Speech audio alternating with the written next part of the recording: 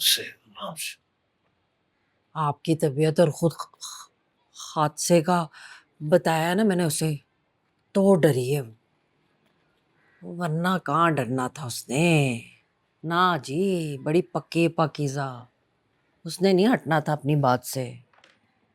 मैं तो भले गले में फंदा भी डाल लेती ना, सचमुच, तो भी नहीं हटना था उसने अपनी बात से। लेकिन आपकी फिक्र में हट गई बात से, आपकी फिक्र में डरी है वो। कर मिलने तो तुम्हें आई ना, हैं जी? तुम्हें मिलने आई ना।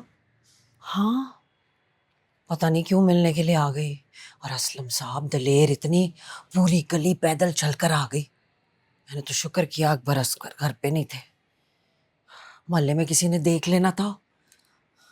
मैंने तो डर के मारे कह दिया जाने को, तो गुस्से की भी उतनी ही तेज है ना, सीधा जाके केस कर दिया।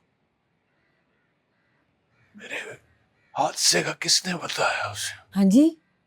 मेरे हादसे का किसने बताया? तुमने? हाँ जी, मैं मिलने के लिए गई थी, मैंने बताया। लेकिन असलम साहब, गुस्सा करने से पहले ये भी तो सोचे ना आप जरा, कि अच्छा किया ना कि मैं चली गई और आपकी बता दिया मैंने हादसे का। आपके हादसे का सुना है तो कैसी सीधी तुक हुई है, भूल गई सारा केस वेस। वरना पहले मैंने लाख डरावे दिए कि तेरे भाई असगर को पता चलेगा तेरे केस का, पर नहीं मान रही थी, नहीं हट रही थी। आपका पता चला तो कैसी लाइन पे आई है। तुम मिलने गई थी उससे आलिया? हाँ जी? हाँ जी। मिलने गई थी ना उससे? हाँ, गई थी मिलने के लिए। असगर का बोला, डराया धमकाया, पर पाकिज़ा बहुत कमजोर हो गई है ना आलिया? हाँ, कमजोर तो हो गई है बहुत। इतना सा मुंह निकल आया उसका।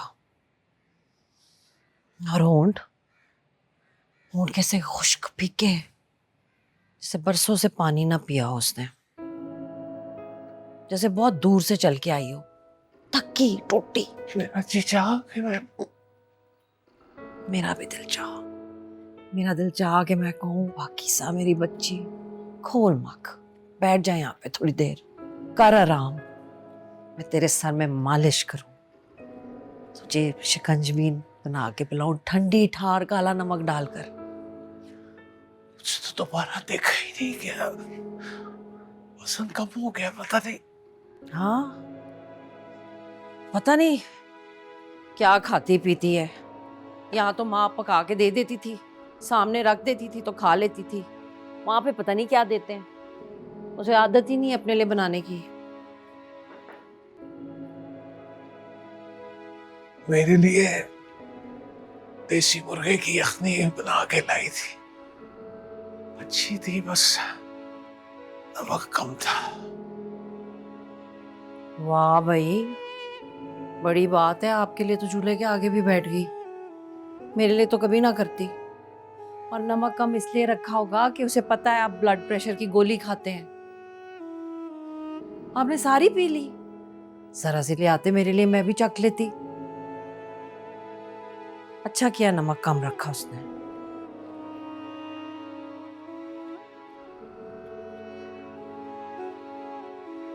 और क्या कह रही थी असलम साहब?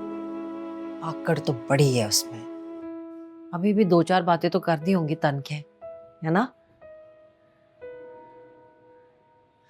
मेरी बुजदिली ने उसे भी बुजदिल बना दिया है।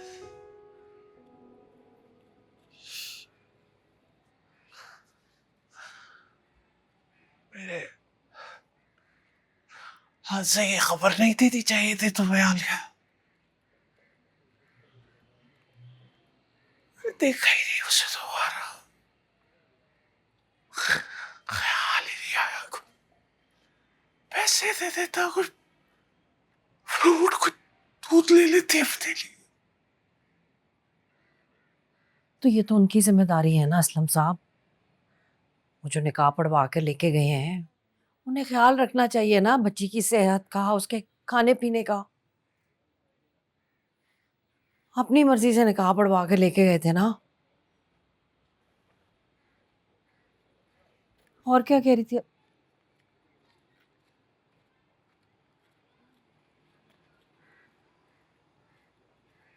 मेरा तो नहीं पूछा होगा उसने।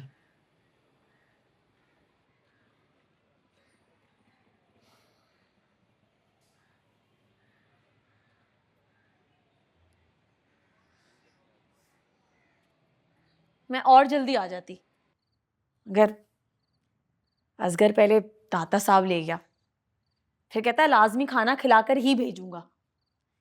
प्लेन मसाला फेवरेट है ना मेरा, उसे पता है। वहीं ले गया था मुझे, फिर कहता है बैठकर इजी होकर आराम से खा और ये मास्क ना लगाया कर।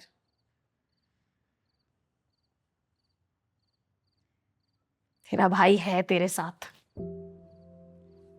फिर उसने 2 फ्राई चापे भी मंगवा ली, कहता है कमजोर हो गई है, गोश्त खाया कर।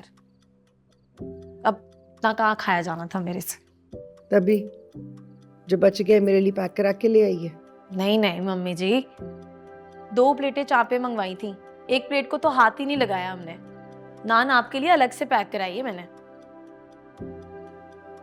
चल सवेरे खाऊंगी फिर तल के।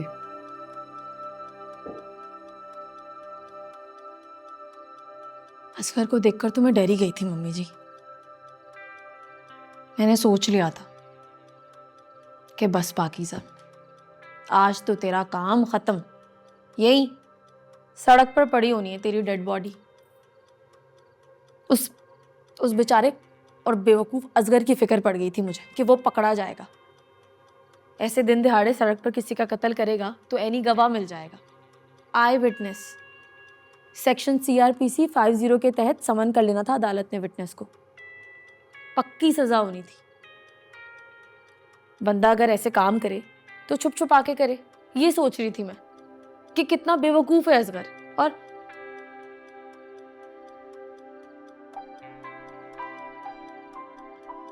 वो कहता है बड़ी कमजोर हो गई है तू पाकीज़ा, खाना नहीं खाती।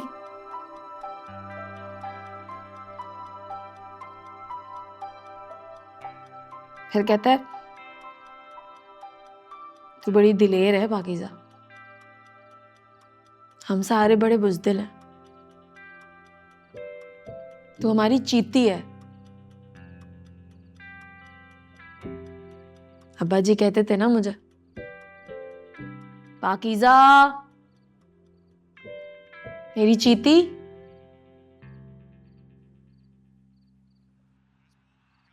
तो इधर क्यों पड़ा हुआ? वापस पिंडी क्यों नहीं जाता? भाई वो खबरदार जो नौकरी छोड़ने की बात की, घर बैठ के नहीं खिलाऊंगा तुझे।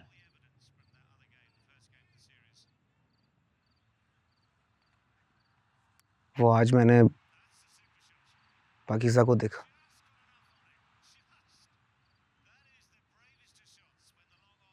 गया था मैं कोर्ट गुलाम सफदर से मिलने, उससे कोई काम था मेरे से। वहां देखा मैंने पाकीज़ा को। गई होगी वो कोई अपनी डिग्री वगैरह टेस्ट करवाने। गुलाम सफदर कह रहा था कि वो जो मैडम समन नहीं है, उसके दफ्तर बैठी रहती है पूरा पूरा दिन। करने दे जो करती है, तो छोड़ उसे। हमारा क्या लेना देना पाकीज़ा से। अकेली थी, वो फराज भी नहीं था साथ में। बिल्कुल अकेला कर गया शायद हमारी पाकीज़ा को। बड़ी कमज़ोर हो गई, ऐसे जैसे कभी पेट भर के खाना ही ना खाया हो। कपड़े भी बस ऐਵੇਂ ही।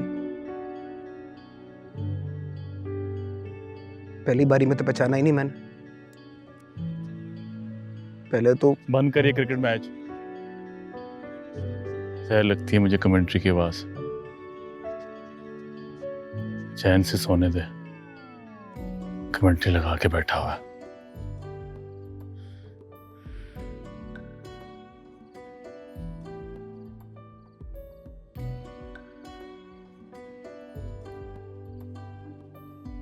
तुझे देखा था पाकीज़ा ने? असगर